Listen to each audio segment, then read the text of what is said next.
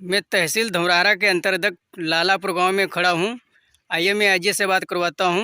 देखते हैं क्या समस्या। अजय की क्या समस्या है आपके यहाँ? सर, हमारे यहाँ घाघरा नदी बहुत तेज कटान करती है। इस समय आपके माध्यम से जो हमको अपनी बात कहने का मौका मिला, इसके लिए बहुत बहुत धन्यवाद, आभार कि हम शासन प्रशासन हम लोगों की ये दुख दर्द को समझेगा और इस पे काम कराएगा। आपने जो हमारी आवाज़ उठाई यहाँ से, जहाँ हम लोग खड़े हैं, घाघरा नदी का किनारा है।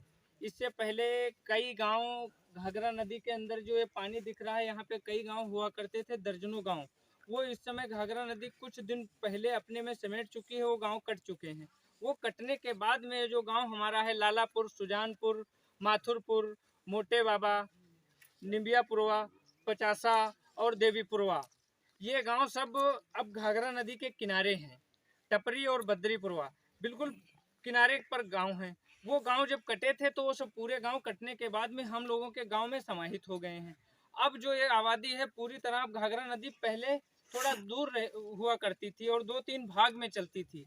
ये जो पानी की बाढ़ आई है, इस बीच में पूरा पानी हम लोगों के गांव के किनारे आ गया है। पानी पहले हम लोग सोचते थे कि ठंडक का मौसम आ जाएगा तो बरसात जैसे समाप्त होगी तो कटान कम हो जाएगा, लेकिन जब किनारे से चल रही है नदी इस समय, तो असमय कटान कर रही है। कई घर हम लोगों के गांव में, अभी मोटे बाबा है पास में ही, मोटे बाबा के 10 घर परसों कट चुके हैं। अब वो लोग तिरपाल के नीचे अपना आशियाना बना करके रह रहे हैं। अब हम लोगों के गांव में पूरी तरह भय व्याप्त है। किस तरह ये जो गांव हम लोगों के किनारे हैं, यहाँ पे अगर इस समय पक्की परियोजना बना करके यहाँ पे काम नहीं कराया जाएगा तो उन गांवों की आबादी पूरी तरह जो कट चुके थे हम लोगों के गांव में समाहित है। लालापुर में, माथुरपुर, मोटे बाबा, बद्रीपुरवा, टपरी, कुर्तैया व देवीपुरवा में, अगर इन गांवों को अब घाघरा नदी के कटान से नहीं बचाया गया तो सुजानपुर पंचायत की जितनी जमीनें थी पूरी तरह घाघरा नदी में कटी हुई हैं। लोगों के पास अब यही गांव और घर बचे हैं। अगर अब ये गांव कट गए, घाघरा नदी में परियोजना बना करके काम नहीं कराया गया, तो ये गांव कट जाएंगे तो सुजानपुर पंचायत में अब हम लोगों के पास रहने की कोई क्षेत्रफल नहीं है। जो हम लोग कहाँ घर बनाएंगे। अब पढ़ाई की बात की जाए तो हम लोगों के गांव में जो बच्चे हैं, पढ़ाई की बात है, स्कूल पहले से घाघरा नदी में कट चुका है। पढ़ाई, जब जमीनें पूरी कट गई हैं, गांव कट रहे हैं, तो शिक्षा का स्तर कहाँ से यहाँ पे बढ़ेगा। शिक्षा पूरी तरह, बच्चे केवल घूमते हैं, पढ़ाई की कैसे बात की जाए, गांव का विकास कैसे हमारे होगा। गांव पूरी तरह कटे जा रहे हैं। इसलिए हम शासन प्रशासन से विनम्र निवेदन करते हैं अपने सभी गांवों को बचाने के लिए कि हम लोगों के गांव किसी तरह बचा लें। हमारे गांव के लोग जो हैं, वो जमीनें कट चुकी थी तो वो देहरादून, पंजाब, गुजरात, हरियाणा ऐसे करके बाहर काम करने जाते हैं।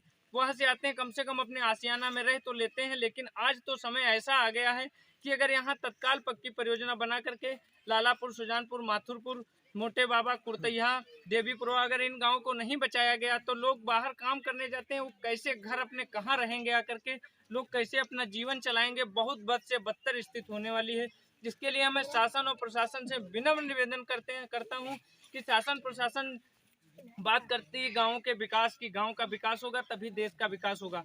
तो हम विनम्र निवेदन, हाथ जोड़कर निवेदन करते हैं कि अगर गाँव का विकास हम लोगों के जैसा है वैसा रहे, कोई बात नहीं, लेकिन हमारे गांव को घाघरा नदी के कटान से बचा लें।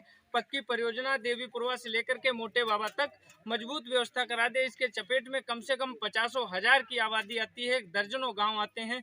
देवीपुरवा हो गया, लालापुर है, मोटे बाबा है, माथुरपुर है, कुर्तैया है, बद्रीपुरवा है, टपरी है, ऐसे करके बहुत सैकड़ों गांव। हमारी ब्लॉक की सबसे बड़ी पंचायत है सुजानपुर।